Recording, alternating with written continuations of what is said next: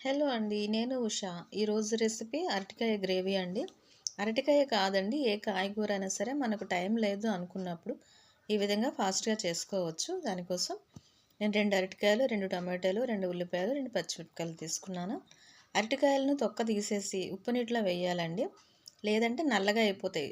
అరటికాయలే కాదు, దుంప తాలూకా కాయగూరలు ఏవైనా సరే ఉప్పు నీటిలో వేస్తే నల్లగా అవ్వకుండా ఉంటాయి. అందులోనే పచ్చిమిరపకాయ, టమాటో, ఉల్లిపాయ, కరివేపాకు, ఉప్పు, కారం మీకు తగినట్టుగా వేసుకోవాలి. ఒక టీ స్పూన్ అల్లం వెల్లుల్లి పేస్ట్, పెరుగు ఒక 2 టేబుల్ స్పూన్లు లేదా 1 టేబుల్ స్పూన్ వేసుకోవచ్చు.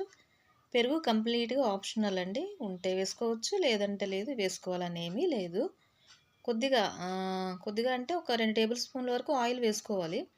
వేసి మిక్స్ చేసి మనం పోపు వేసుకునే వరకు పక్కన పెట్టుకుంటే సరిపోతుంది. దీన్ని నానబెట్టాలి అలా ఏమీ లేదు.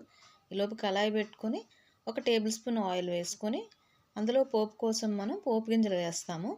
తర్వాత ఒక 2 ఎండుమిరపకాయలు, కరివేపాకు కూడా వేసుకోవచ్చు. ఎందుకంటే ఆల్రెడీ మనం అందులో వేసాం కాబట్టి అవసరం లేదు.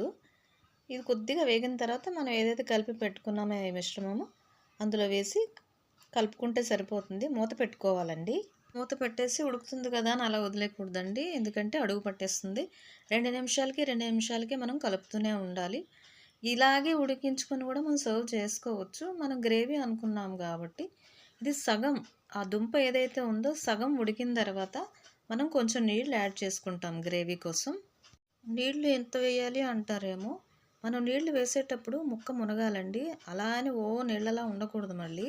ఎందుకంటే ముక్క హాఫే ఉడికింది కదా, మిగిలిన సగం ఉడకాలి కాబట్టి దానికి సరిపడినట్టుగా మనకు నీళ్లు వేసేటప్పుడు తెలుస్తుంది ఎంత వాటర్ సరిపోతుందో, ఆ గ్రేవీ థిక్నెస్ అది చూసుకొని అన్ని నీళ్ళు వేసుకోవాలి. చెప్పాలంటే ఒక గ్లాస్, ఆ గ్లాస్ ఎంత అంటే మరి పెద్దది కాదు, అలానే మరి చిన్నది కాదు, అంత నీళ్లు వేసుకుంటే సరిపోతుంది.